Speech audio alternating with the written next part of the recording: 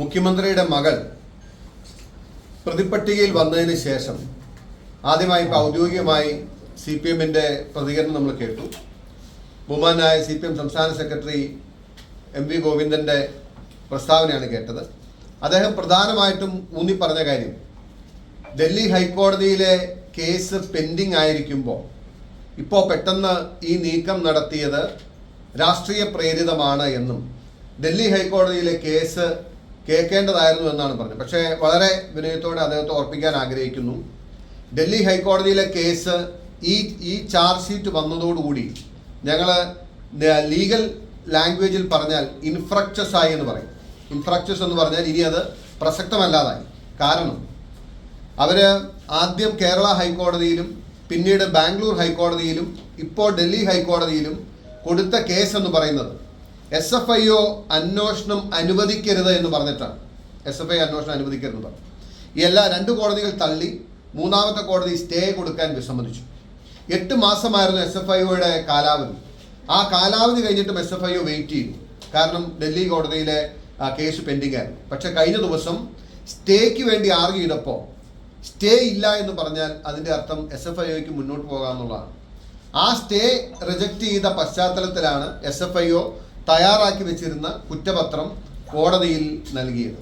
അതോടൊപ്പം തന്നെ പ്രോസിക്യൂഷൻ അനുമതിയും ലഭിച്ചു. സ്വാഭാവികമായിട്ടും കുറ്റപത്രം സമർപ്പിച്ചു. ഇനിയിപ്പോൾ SFIO അന്വേഷണം തടസ്സപ്പെടുത്തണം അല്ലെങ്കിൽ അനുവദിക്കരുതെന്ന് പറഞ്ഞുള്ള കേസ് ഇൻഫ്രക്ചസ് ആയി എന്ന് പറഞ്ഞാൽ അത് കാലാരണപ്പെട്ടു തീർന്നു എന്നുള്ളതാണ്. അതോടൊപ്പം തന്നെ അദ്ദേഹം പറയാൻ ശ്രമിച്ച കാര്യം ഇത് മുഖ്യമന്ത്രിക്കെതിരെ ഒന്നുമില്ല, മുഖ്യമന്ത്രിക്കെതിരെ തെളിവില്ല എന്ന് വിജിലൻസ് കോടതി കണ്ടെത്തി എന്നൊരു വാദം മുന്നോട്ട് വെച്ചു. അദ്ദേഹം അത് പറയുന്നതിന് മുമ്പ് എനിക്ക് വളരെ നാളുകൾക്ക് മുമ്പ് ഇദ്ദേഹം തന്നെ ഔദ്യോഗികമായി CPM പറഞ്ഞ ഒരു വാചകം നിങ്ങൾ അതിൽ നിൽക്കുന്നുണ്ടോ ഇല്ലയോ എന്ന് ചോദിക്കാൻ ആഗ്രഹിക്കുകയാണ്. ആദ്യം മാസപ്പടി കേസ് കേരള പൊതുസമൂഹത്തിന് മുമ്പിൽ ഉയർത്തി ഇത് വലിയ കൊള്ളയാണെന്നും അഴിമതിയാണെന്നും 2 കമ്പനികളുടെ പേരിൽ നടന്ന അഴിമതി പണത്തിൻ്റെ ട്രാൻസാക്ഷൻ ആണെന്നും പറഞ്ഞപ്പോൾ ആദ്യമായി വീണ വിജയൻ എന്ന മുഖ്യമന്ത്രിയുടെ മകളെ ഡിഫെൻഡ് ചെയ്യാൻ CPM സംസ്ഥാന സെക്രട്ടേറിയറ്റ് ഇറക്കിയ പത്രക്കുറിപ്പ് എൻ്റെ കയ്യിലുണ്ട്, ഒഫീഷ്യൽ പ്രസ് റിലീസ്. അതിൽ CPM എന്ന പാർട്ടി CPM സംസ്ഥാന സെക്രട്ടേറിയറ്റ് പറഞ്ഞത് ഇത് 2 കമ്പനികൾ തമ്മിലുള്ള സുതാര്യമായ ഇടപാടാണ്, ഇതിൽ അനധികൃതമായി നിയമവിരുദ്ധമായി ഒന്നും നടന്നിട്ടില്ല, കിട്ടിയ പണത്തിന് ടാക്സും അടച്ചിട്ടുണ്ട്, അതുകൊണ്ട് ഇതിൽ അഴിമതിയില്ല എന്ന് CPM പറഞ്ഞു. ഇദ്ദേഹം ഇന്ന് റെസ്പോണ്ട് ചെയ്യുമ്പോൾ ആദ്യം പറയേണ്ടത് CPM അന്ന് പറഞ്ഞ ആ നിലപാടിൽ ഉറച്ചു നിൽക്കുന്നുണ്ടോ ഇല്ലയോ എന്നതാണ്. ഇനി മൂന്നാമത്തെ കാര്യം, അദ്ദേഹം പറഞ്ഞു മുഖ്യമന്ത്രിക്കെതിരെ ഒരു തെളിവുമില്ല, ഒരു കാര്യവുമില്ല, ഒരു സേവനവും നൽകിയിട്ടില്ല എന്ന്. യഥാർത്ഥത്തിൽ ഞാൻ ഇന്ന് നിങ്ങളോട് ഷെയർ ചെയ്യാൻ ആഗ്രഹിക്കുന്നത് ഈ രാഷ്ട്രീയ നേതാക്കന്മാർക്കും മറ്റാളുകൾക്കും പണം കൊടുത്തത് എന്തിനു വേണ്ടിയിട്ടാണ് എന്ന് CMRLന്റെ പണം നൽകിയ CFO അടക്കമുള്ള അവരോട് ചോദിച്ചപ്പോൾ അവർ പറഞ്ഞ മറുപടിയുണ്ട്. ആ ചോദ്യം ഇതായിരുന്നു, please state for which purpose the payments were been made. അതായത് വീണ വിജയൻ അടക്കം നൽകിയ പേയ്മെന്റ് എന്തിനു വേണ്ടിയിട്ടാണ്, സേവനം നൽകിയിരുന്നില്ല എന്നുള്ളതാണല്ലോ CPM-ന്റെ argument. These payments were being made to functionaries, members of various political parties, media houses, police, etc. for smooth functioning of our business, especially in view of the fact that we obtain illuminate which is mined by PSUs as our raw material. This in turn is having environmental impact. Due to that, we receive large number of threats to obstruct our business or to hinder smooth functioning of our day-to-day activities. In order to overcome these threats and to obtain cooperation, we make number of payments to members, functions, political parties, state police, media houses as to ensure smooth functioning of our day-to-day activities. അതായത് ഈ കമ്പനിക്ക് eliminate എന്ന് പറയുന്ന raw material ലഭിക്കണം, അത് പൊതുമേഖലാ സ്ഥാപനങ്ങളിൽ നിന്നാണ് കിട്ടുന്നത്. കിട്ടുന്നതിന് വേണ്ടി 2, ഞങ്ങൾ പരിസ്ഥിതി ആഘാതം ഉണ്ടാക്കുന്ന രീതിയിലുള്ള കമ്പനി പ്രവർത്തനമാണ് നടത്തുന്നത്. ഞങ്ങൾക്കെതിരെ ധാരാളം പരാതികളും ധാരാളം വെല്ലുവിളികളും ഭീഷണികളും ഞങ്ങൾക്ക് ഉണ്ടാകാറുണ്ട്. അതിനെ അതിജീവിക്കുന്നതിന് വേണ്ടിയാണ് ഞങ്ങൾ ഈ പണം കൊടുക്കുന്നത്. ആലുവയിൽ നടത്തുന്ന ഈ കമ്പനിക്കെതിരെ ആലുവയിൽ ആ പ്രദേശത്തുള്ള ആളുകൾ എത്രയോ വട്ടം പെരിയാർ മലിനീകരണം നടക്കുന്നു എന്ന് പറഞ്ഞ് ഇവർ ടോക്സിക് ആയിട്ടുള്ള വേസ്റ്റ് പുഴയിലേക്ക് തള്ളുന്നു എന്ന് പറഞ്ഞ് പരാതികൾ സംസ്ഥാന സർക്കാരിനും ഇതിന്റെ ഉത്തരവാദിത്തപ്പെട്ട പൊല്യൂഷൻ കൺട്രോൾ ബോർഡിന് പോയിട്ടുണ്ട്. അതിലൊന്നും ഇന്ന് വരെ ഈ കാലം അത്രയും 2016 മുതൽ 2024 വരെ ഒരു നടപടി ഉണ്ടായിട്ടില്ല. ഉണ്ടാകാതിരിക്കാൻ കാരണം എന്താണ്? പൊല്യൂഷൻ കൺട്രോൾ ബോർഡ് എന്ന് പറയുന്ന വകുപ്പ് ആരുടെ കീഴിലാണ്? പൊല്യൂഷൻ കൺട്രോൾ ബോർഡ് എന്ന വകുപ്പ് മുഖ്യമന്ത്രിയുടെ കീഴിലാണ്. 2016 മുതൽ മുഖ്യമന്ത്രി പിണറായി വിജയൻ അധികാരത്തിൽ വന്ന അന്നു മുതൽ മാസാമാസം വീണ വിജയന്റെ അക്കൗണ്ടിലേക്ക് പണം നൽകിയത് ഇവർ പറഞ്ഞതിന്റെ ഉത്തരവിടെയുണ്ട്. ഇത് അഴിമതിയല്ലേ? എന്തെങ്കിലും സേവനം പ്രത്യേകമായി ചെയ്തു കൊടുത്തില്ലെങ്കിൽ പോലും ഇത് അഴിമതിയുടെ പർവ്വയിൽ വരില്ലേ? അതായത് മുഖ്യമന്ത്രി പിണറായി വിജയൻ ഈ പൊല്യൂഷൻ കൺട്രോൾ ബോർഡിന്റെ ചുമതലക്കാരനായിരുന്നു. പൊല്യൂഷൻ കൺട്രോൾ ബോർഡിന്റെ അഭിഭാഷകൻ എന്ന് പറയുന്നത് അവരുടെ തന്നെ കുടുംബത്തിൽപ്പെട്ട ഒരു വ്യക്തിയാണ്. അതിലേക്ക് ഞാൻ കടക്കുന്നില്ല. പക്ഷേ ഇവർ പറഞ്ഞിരിക്കുന്നത് എന്തിനു വേണ്ടിയിട്ടാണ്? വീണ വിജയന് നൽകിയ പണം സ്മൂത്ത് ഫംഗ്ഷനിങ്. രണ്ടാമത്തെ കാര്യം, എന്ത് സേവനമാണ് ചെയ്തു കൊടുക്കുന്നത് പറഞ്ഞില്ലേ? അവർ പറഞ്ഞല്ലോ അവർക്ക് വേണ്ടത് ഇലിമിനേറ്റ് എന്ന് പറയുന്ന അസംസ്കൃത വസ്തുവാണ് എന്ന്. വിദേശത്ത് നിന്ന് ഇറക്കുമതി ചെയ്യുന്ന ഇലിമിനേറ്റും ഇത് പ്രാദേശികമായി ലഭ്യമാകുന്ന ഇലിമിനേറ്റും തമ്മിൽ ഒരുപക്ഷെ അതിന്റെ 10-1 വില അവർക്ക് നൽകേണ്ടി വരില്ല. ഡിസാസ്റ്റർ മാനേജ്മെന്റ് ചുമതലയിൽ ഇരുന്ന് തോട്ടപ്പള്ളിയിൽ നിന്നും കരിമണൽ നീക്കത്തിന് അനുമതി നൽകിയത് ആദ്യത്തെ ഫയലിൽ ഒപ്പിട്ടത്, അല്ലെങ്കിൽ ആദ്യത്തെ മിനിറ്റ്സിൽ ആദ്യത്തെ മീറ്റിംഗ് ചെയർ ചെയ്തത് മുഖ്യമന്ത്രി പിണറായി വിജയനായിരുന്നു.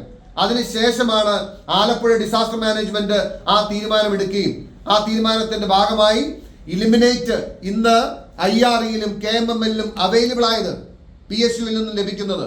ഇത് ചെയ്തു കൊടുത്ത സേവനം അല്ലെന്ന് പറയാൻ കഴിയും. 2016 സുപ്രീം കോടതിയുടെ വിധി വന്ന് ഈ കർത്തയ്ക്ക് അനുവദിച്ച ലീസുകൾ, CMRL അനുവദിച്ച ലീസുകൾ റദ്ദാക്കാനുള്ള അവകാശ അധികാരം ആദ്യമായി കേരള സർക്കാരിന് കിട്ടിയത്. 2024 വരെ ആ ലീസ് റദ്ദ് ചെയ്യാതിരുന്നത് പിണറായി വിജയനാണ്. 2024 ഞാൻ ഈ വിജിലൻസ് കേസ് ഫയൽ ചെയ്തതിന് ശേഷമാണ് പിണറായി വിജയൻ സർക്കാർ ആ ലീസ് റദ്ദ് ചെയ്തത്. ആ ലീസ് റദ്ദ് ചെയ്യാൻ വേണ്ടി പല ആവർത്തി മൈനിങ് ആൻഡ് ജിയോളജി ഡിപ്പാർട്ട്മെന്റ് സർക്കാരിനെ സമീപിച്ചപ്പോഴും അത് മടക്കിയത് പിണറായി വിജയൻ ഒരേ ഒരാളുടെ ഇടപെടൽ കൊണ്ടാണ്. ഇനി അടുത്ത കാര്യം, ഇനി ഇതെല്ലാം മാറ്റിവെച്ചാലും ആലപ്പുഴയിൽ ഇന്നും തോട്ടപ്പള്ളി മേഖലയിൽ 100 ഏക്കറിലധികം സ്ഥലം കരിമണൽ കർത്തയുടെ പേരിൽ ഇന്നും നിൽക്കുകയാണ്. ഈ രാജ്യത്ത് ഭൂപരിഷ്കരണ നിയമം നിലനിൽക്കുമ്പോൾ അവർക്ക് ഇന്നും ആ ഭൂമി കയ്യിൽ വെക്കാൻ കഴിയുന്നത് എങ്ങനെയാണ്? ആ ഭൂമി കയ്യിൽ വെക്കാൻ കഴിയുന്നത് അവർ ഭൂപരിഷ്കരണ നിയമപ്രകാരം അനധികൃതമായി ഭൂമി കൈവശം വെച്ചിരിക്കുന്നു എന്ന് പറഞ്ഞ് റവന്യൂ ഡിപ്പാർട്ട്മെന്റ് 2 വട്ടം ആ ഭൂമി തിരിച്ചു പിടിക്കാനുള്ള നീക്കം നടത്തിയപ്പോൾ അവർ പിണറായി വിജയനെ സമീപിച്ച് പിണറായി വിജയൻ ഫോർവേഡ് ചെയ്ത കടലാസിന്റെ ബലത്തിലാണ് വീണ്ടും ആലപ്പുഴ ജില്ലാ കളക്ടറുടെ നേതൃത്വത്തിലുള്ള സമിതി അത് പരിശോധിക്കുകയും രാജ്യത്തെ എല്ലാ നിയമങ്ങളും എല്ലാ നോംസും ലംഘിച്ചുകൊണ്ട് അവർക്ക് എക്സംഷന് വേണ്ടിയിട്ട് ശുപാർശ ചെയ്യുകയും ചെയ്തത്. പിന്നീട് ഇവർ തള്ളിയെന്ന് പറഞ്ഞു. ഇതെല്ലാം ഈ വിജിലൻസ് കേസ് വന്നതിനും ഈ പരാതി ഔദ്യോഗികമായി റേസ് ചെയ്തതിനു ശേഷമാണ്. ഞാനൊരു കാര്യം നിസ്സംശയം പറയാൻ ആഗ്രഹിക്കുന്നു. ഇന്ന് മുഖ്യമന്ത്രിയുടെ മകൾ വീണ വിജയൻ പ്രതിപട്ടികയിൽ വന്നിരിക്കുകയാണ്.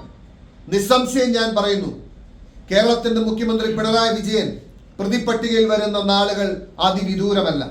നിങ്ങൾക്ക് എത്ര വേണമെങ്കിലും അത് വൈകിപ്പിക്കാൻ ശ്രമിക്കാം, എത്ര വേണമെങ്കിലും പ്രചണ്ഡമായ പ്രചരണം നടത്താം, കേസുകൾ പരാജയപ്പെട്ടു എന്ന് പറയാം. പക്ഷേ ഞാൻ കേരളത്തോട് പറയാൻ ആഗ്രഹിക്കുന്നു, പിണറായി വിജയൻ പ്രതിപട്ടികയിൽ വരുന്ന നാളുകൾ അതിവിദൂരമല്ല. എനിക്ക് സംശയമില്ല അക്കാര്യത്തിൽ.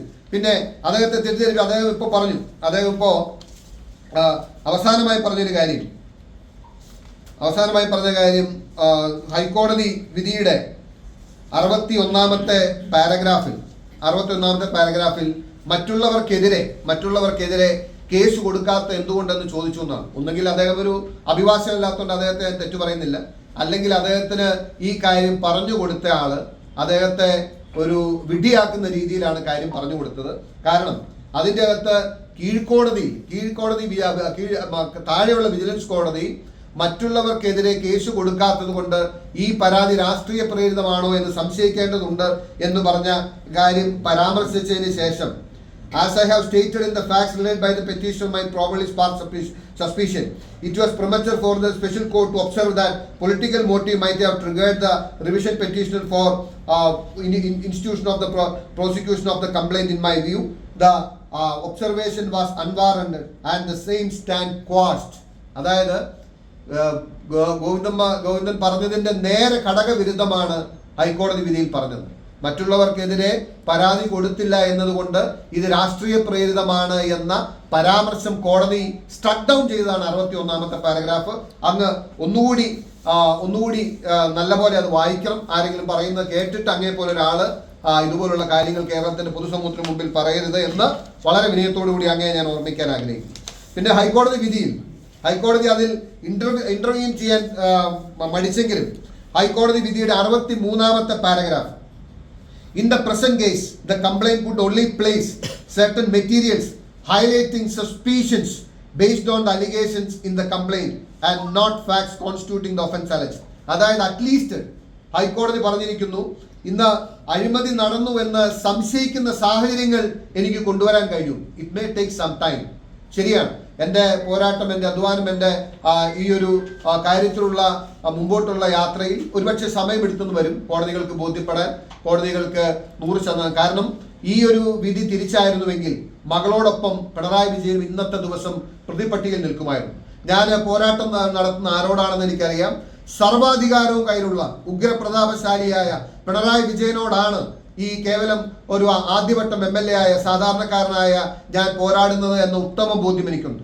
ഈ പോരാട്ടത്തിൽ ഇറങ്ങി തിരിക്കുമ്പോഴേ ഇത് എൻ്റെ വെല്ലുവിളി എത്ര വലുതാണ് എന്ന ഉത്തമമായ ബോധ്യം എനിക്കുണ്ട്.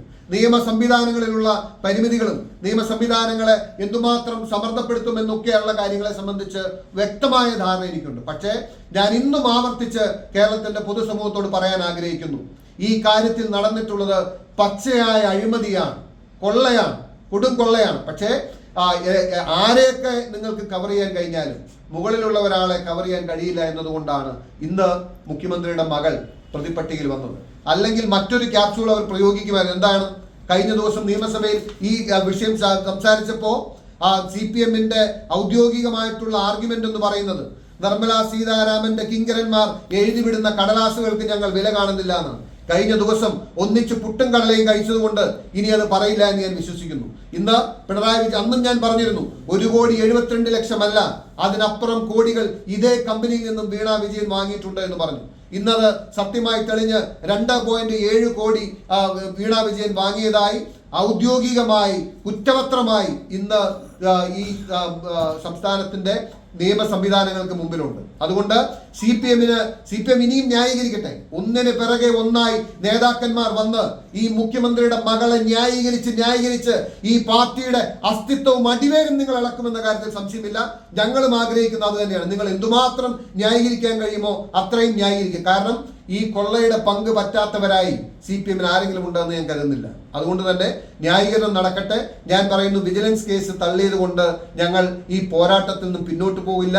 ഞങ്ങൾ പറഞ്ഞ കാര്യങ്ങൾ, വസ്തുതകളുടെ ബലമുള്ള കാര്യങ്ങൾ, സത്യമായ കാര്യങ്ങൾ, ഒട്ടും എക്സാജറേറ്റ് ചെയ്യാതെ, ഞാൻ എൻ്റെ പത്രസമ്മേളനങ്ങളിൽ പറഞ്ഞിട്ടുള്ള കാര്യങ്ങൾ പോലും ഒരു കടുക് മണിയോളം എക്സാജറേറ്റ് ചെയ്യാതെ ഫാക്സിനെ മാത്രം ടച്ച് ചെയ്താണ് ഞാൻ പറഞ്ഞത്.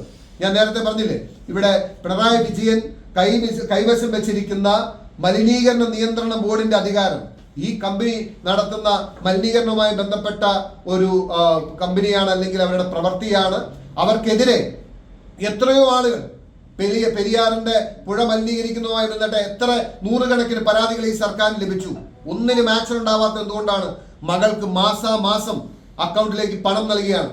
അതുകൊണ്ട് അഴിമതി നടക്കണമെന്നുണ്ടെങ്കിൽ സേവനം നിർബന്ധമല്ല, ചെയ്യേണ്ട ജോലി ചെയ്യാതിരിക്കുന്നതിന് പണം കൊടുക്കുന്നതും അഴിമതിയാണ്. ചെയ്യേണ്ട ഉത്തരവാദിത്വം നിർവഹിക്കാതിരിക്കുന്നതിന് നൽകുന്ന പണവും അഴിമതിയാണ്. അതാണ് നിങ്ങളുടെ മുഖ്യമന്ത്രിയും ഈ സംവിധാനങ്ങളും ചെയ്തിട്ടുള്ളത്. ഇനിയും ഈ വിഷയം അതിശക്തമായി തന്നെ ഞങ്ങൾ മുന്നോട്ട് പോകും.